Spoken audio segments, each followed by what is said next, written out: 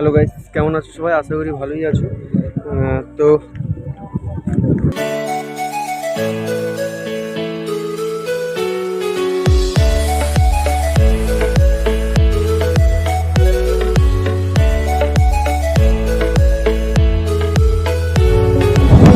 Welcome to my blog. তো এটা আমার ফার্স্ট ব্লগ। যে দেশে রামধনু একে প্রেমীরা কবিতা লেখে, চলো না সেই দেশেতে কেউ খুঁজে পাবে না। কথার গুঞ্জন শুনবো দুজন, কেউ শুনতে পাবে না।